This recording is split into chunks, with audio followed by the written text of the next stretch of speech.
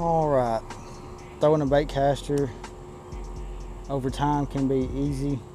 Starting out can be very rough and aggravating, but you will get a further cast than a spinner rod with lighter baits but heavier line. You have a stronger reel, and they're just great for bass fishing. Now you still will use spinner rods, so don't think you'll totally get out of those. You still will use them. I still use them. Now, whether you're a beginner or you throw a baitcaster every time you go, but you're just throwing a lot of backlash, you're trying to prevent that, I'll show you how to do that. So with a normal baitcaster, you're going to have two brakes on it.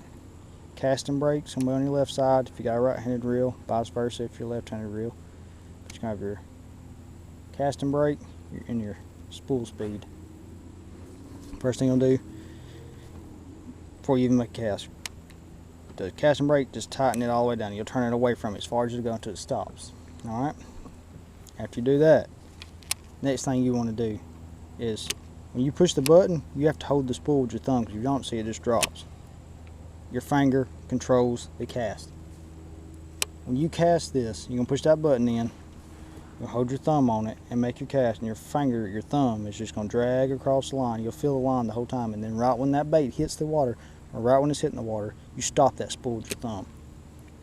So whenever you're getting ready to set it up, push your button down. See how mine's just dropping? We don't want it to do that. This is your spool speed. Tighten it up, and if you just tighten it all the way down, if you notice mine, I got my finger off of it, it's not falling. So the button's pressed in, it's not falling. What you want to do is you just want to turn that slowly until that bait starts to fall. See how it's barely falling? And see right now, I'm going to let it hit the front of my boat here. Watch that bait come down. Let me loosen up some more, it's going to stop turning. Alright, it hit my kayak. Look, it didn't backlash. Watch it again, I'll do it like this so you can see it. Alright, I'm going to let go of the spool, dropping. It hit, and look, no backlash.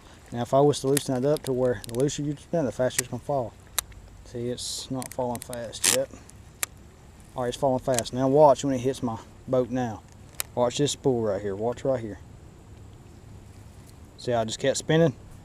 Now when you pull that, see how it reversed? That's how you backlash. That's where the backlash is caused from. That spool, that bait hits the water, and that spool's still spinning, or that bait stops and that spool's still spinning. That's what causes the backlash.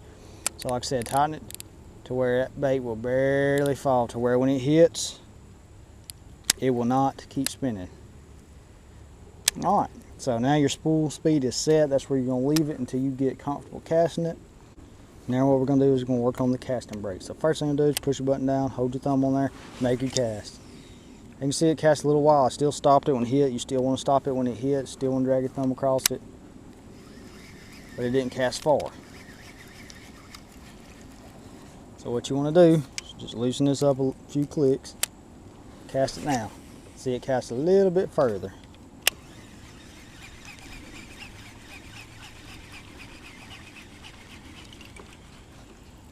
Still no backlash though. I didn't even stop it, and it still didn't backlash. It casted about 30 foot. I got a pretty good cast out of that. Alright, let's loosen it up a little bit more. Let's loosen that joker on up. We screamed it out there then.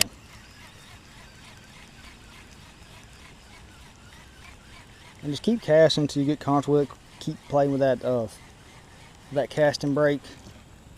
What it does is it applies brake or holds pressure on the spool as you're casting to keep it from backlash. Now I got it all the way loose, all the way twisted back towards me, all the way loose. Let's see what it does now. See it backlash. Alright, it will still backlash.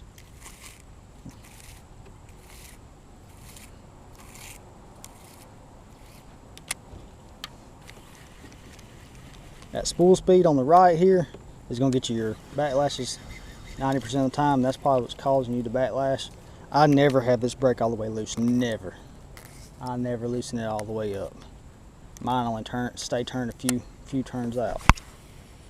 That's a pretty good cast right there. I could actually fish like that with the spool speed pretty much tight.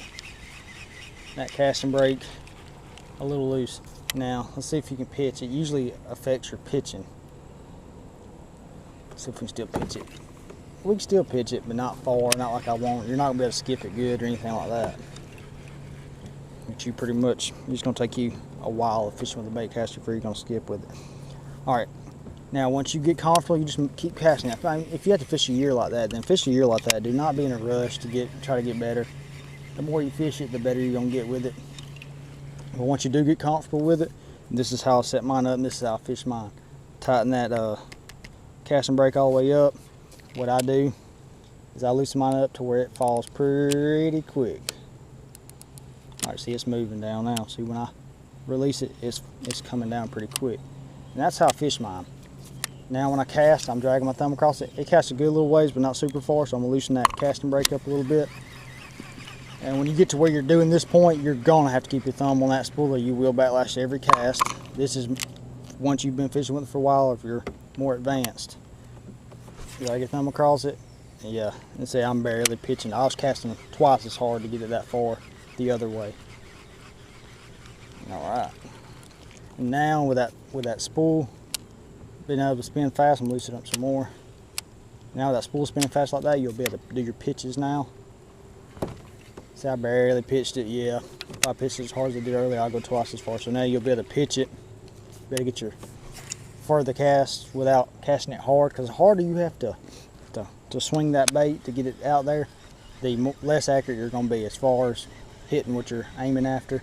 Especially if you got limbs hanging close to water, you're trying to get under that limb, you're going to be less accurate if you're having to swing that bait hard. So you want it to where you can just throw it and get it out there. And see, I can loosen mine up some more, my casting brake there.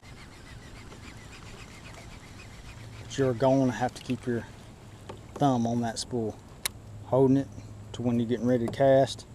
When you cast it, you're letting your thumb drag across it slightly. When it's hitting the water, you're stopping it instantly. Yeah.